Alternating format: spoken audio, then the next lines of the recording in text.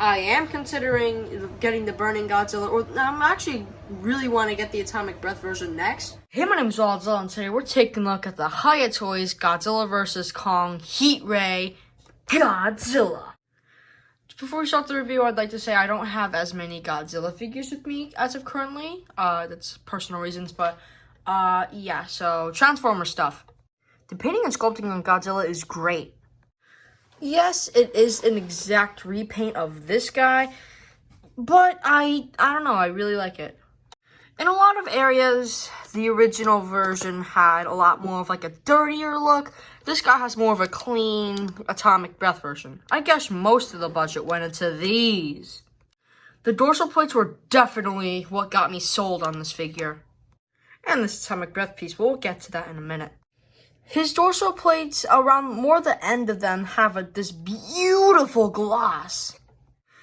I really do like how they painted the spines, and I also like the tail. Reminds me a lot of the SH Monster Arts version for obvious reasons. Now, I do have one issue, and one issue only with this figure, and it's the fact that his wrist pops off a little easy. Yeah, it's really nothing bad. It's just like, compared to the other joints on this figure, which are nice and solid, it's annoying. But again, it's not like it pops off like really, really easily, but it can get a little annoying. Not as annoying as getting these pieces on, but we'll get to that in a second. The eyes and mouth are also painted really nicely. And that beautifully sculpted mouth. Just like the original version. I really like this effect that we're going for on the chest and really everywhere. There is something that I find a bit odd on my copy, however. You see, while his leg here is minimally painted, this side of his leg is... I don't have a problem with it. I just find it weird that they only painted this side more than this side. Again, only tiny little mishaps that are not devastating toward the figure. Back to what I was saying earlier about the original being more dirty looking, I did notice that this area is painted like that same dirty effect they were going for here. Again, I don't mind. But something that I find the most absurd with this figure, it's the exact same mold as the 2019 version, but it's labeled as the Godzilla vs. Kong version? What?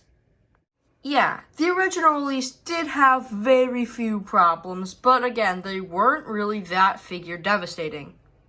Unless you found the pin in his mouth to be really that bad.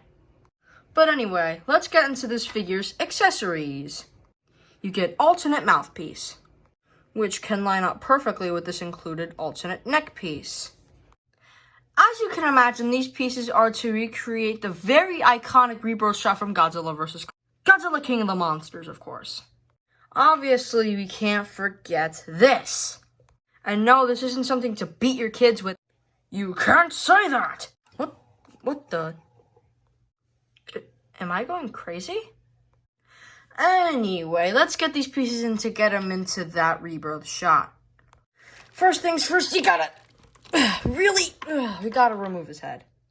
Exercise caution with these little pieces on his neck. They will come off. And another thing to be careful with, these are more of a flexible plastic, so again, be careful. Anyway, you're going to want to throw that alternate neck piece on.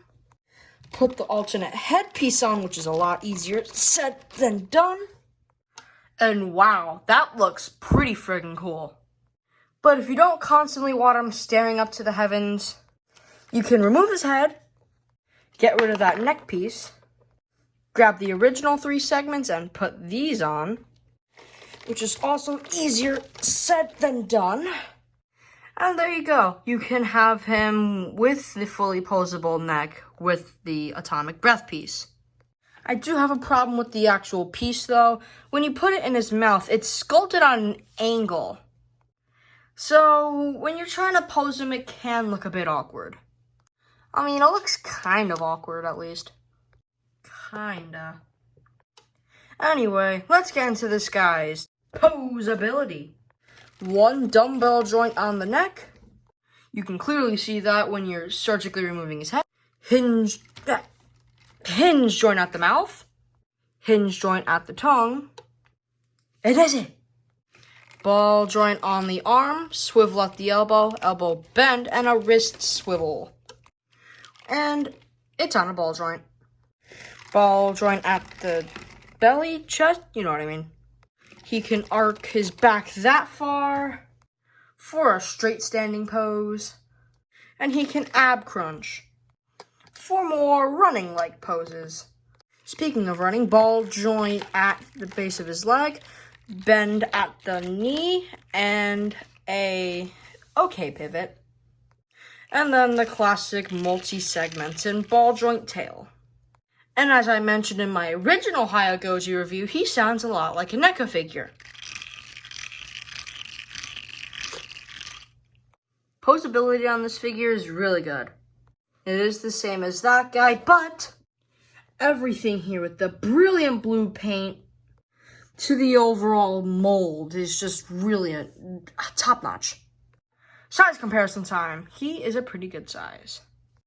Here is Robot Spirits Pacific Rim the Black Atlas Destroyer, Diamond Select Toys Pacific Rim 2 Kaiju Drone, my previous reviews, the NECA Toys Cherno Alpha, Leatherback, and Striker Eureka. And finally, the Hiya Toys regular Godzilla. I highly recommend this figure for the relatively cheap price tag he is. I really like this figure, and I think you will too. I mean, except this part. But yeah, that was my review on the Hiya Toys Godzilla vs. Kong Heat Ray Godzilla.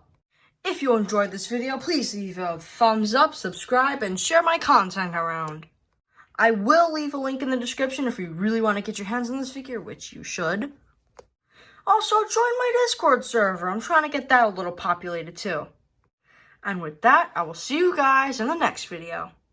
Bombs away!